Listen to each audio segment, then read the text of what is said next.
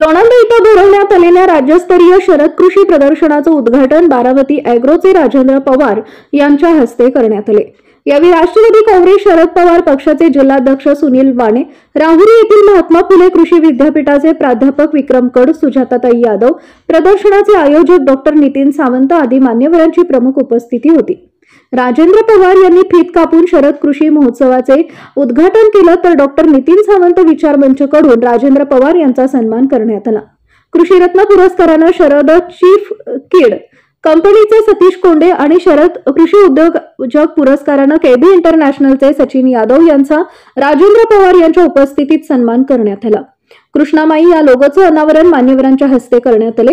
यावेळी अजित यादव, के गायकवाड, राजेश शिंदे, रघुनाथ शेळके, नंदकुमार मोरे, महेंद्र गाडवे, संभाजीराव शिंदे, किसन धायगुडे, स्वप्नील क्षीरसागर, शुभदा सावंत, सुजाता यादव, हेमलता निंबाळकर, शैलजा खरात, लता नरुटे व मान्यवर उपस्थित होते। सामाजिक कार्यकर्ते गिरीश बनकर यांनी प्रास्ताविक आणि मनमोहन दास खोडे यांनी सूत्रसंचालन केले, तर प्राध्यापक रघुनाथ शेळके यांनी आभार मानले। आज शरद कृषी महोत्सव लोणंद 2025 6व्या पर्वाचं आज उद्घाटन या ठिकाणी सन्माननीय राजेंद्रदादा पवार यांच्या हस्ते संपन्न झालेलं आहे। आणि आज आपण पाहू शकता की या कृषी महोत्सवच्या निमित्तानं प्रचंड शेतकरी, त्याचबरोबर महिला आणि इतर सर्व वर्गाचा प्रतिसाद या ठिकाणी आपल्याला पाहताना दिसतोय। आजच्या या कार्यक्रमामध्ये विशेष करून 2 शरद कृषी रत्न आणि शरद कृषी उद्योजक हे पुरस्कार देण्यात आले। शरद कृषी रत्न पुरस्कार हे प्रीमियम चिक फीड याचे श्री सतीश कोंडे साहेबांनी या ठिकाणी देण्यात आला। त्याचबरोबर शरद कृषी उद्योजक पुरस्कार हे केबी एक्सपोर्टचे सचिन यादव साहेबांना या ठिकाणी सन्मानित करण्यात आलेला आहे। हे पुरस्कार देण्यामागं आम्ही आयोजकांचा हाच हेतू आहे की जे कृषी संबंधित जे व्यवसाय आहेत, उद्योग आहेत, हे शेतकऱ्यांच्यापर्यंत पोचावेत आणि या कृषी क्षेत्रामध्ये जे वेगळे कामगिरी केली जाते त्याला कुठेतरी सन्मानित होणं, व्यासपीठ मिळणं हे आवश्यक आहे। आज शेतीला दुग्ध व्यवसाय अडचणीत असताना निश्चितपणे पोल्ट्रीचा हा जर का व्यवसाय शेतकऱ्यांनी घेतला तर नक्कीच तो फायद्याचा ठरू शकतो। त्याचबरोबर केबी एक्सपोर्टच्या माध्यमातून या भागामध्ये जे वेगवेगळ्या आपले 3-4 तालुके आहेत, तर यातील शेतीमालाला एक्सपोर्ट करण्याचं काम आणि एक शाश्वत दर शेतकऱ्यांना केबी एक्सपोर्टच्या माध्यमातून मिळतोय। तर भेंडी असेल किंवा बेबीकॉर्न असेल याचं निर्यात ही युरोपमध्ये त्यांच्या माध्यमातून करून एक व्यवसाय उभा केला गेलेला आहे। अशा या 2 उद्योगांना आणि कृषी क्षेत्रामध्ये काम करणाऱ्यांना या ठिकाणी सन्मानित केलेलं आहे। आणि कोंडे साहेब आपण तर या ठिकाणी चिकपेटचे कोंडे साहेब उपस्थित आहेत। तर आज हा कृषी महोत्सव आज एक वेगळ्या चैतन्याच्या वातावरणामध्ये आज त्याचं उद्घाटन झालेलं आहे आणि पुढील 2-3 दिवसामध्ये वेगवेगळे कार्यक्रमही होणार आहेत।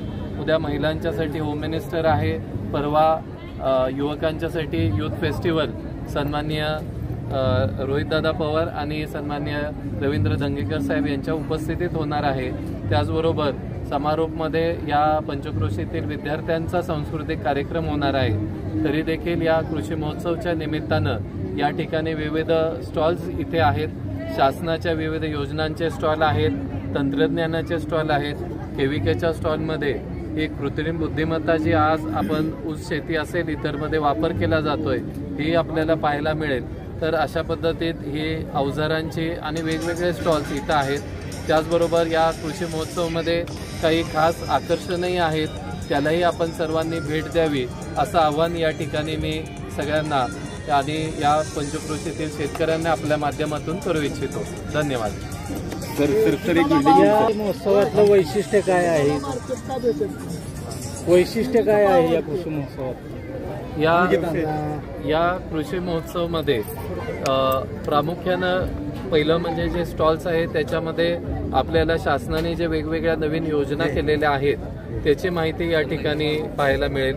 त्याचबरोबर ही सुरुवातीला आपण पाहू शकता की एक बांबूच्या ह्यातून विविध जे गोष्टी बनवलेल्या बांबूच्या प्रक्रियेतून तिथं सॉक्स आहेत, टॉवेल आहेत आणि विशेष करून तिथं अगदी सॅनिटरी पॅड्स आहेत जे डिस्पोजेबल आहेत.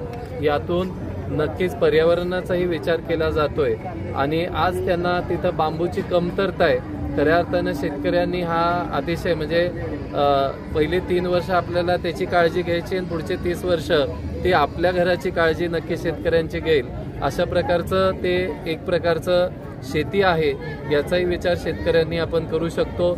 आर्टिफिशियल इंटेलिजन्सचे इथं स्टॉल्स आहेत, ड्रोन आहे, त्याचबरोबर एक 3 फुटाची सर्वात लहान उंचीची म्हैस इथं आहे.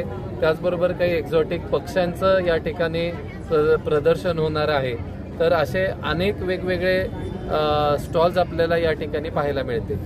कृषी प्रदर्शनाच्या माध्यमातून शेतकऱ्यांच्या विकासाच्या दृष्टीनं तुम्ही पाऊल उचलले, गेली 5 वर्ष काम करताय. महिला बचत गटाच्या माध्यमातून त्यांच्या उद्योग वाढीसाठी, व्यवसाय वाढीसाठी अजून काही मानस आहे का तुमचा?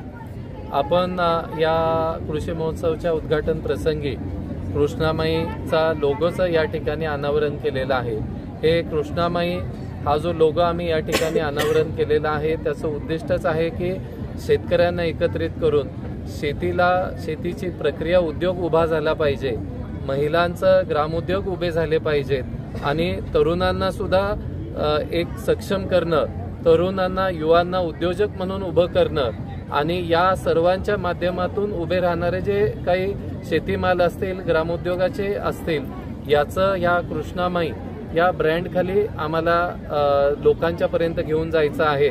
त्याचबरोबर संस्कृतीची जोड या सर्व उपक्रमाला मिळणं आवश्यक आहे. यामध्ये संगीत असेल, इतर जे आपले क्षेत्र संगीत, कला, क्रीडा आणि शिक्षणामध्ये इथून पुढेही एक भरीव अशी वाटचाल या माध्यमातून केली तर नक्कीच या शेतकऱ्यांचं आयुष्य हे एक चांगलं भविष्य आपण त्यांना देऊ शकतो. अशी एक मनीषा उराशी बाळगून हा कृष्णामाईचा लोगो या ठिकाणी आम्ही अनावरण केलेला आहे.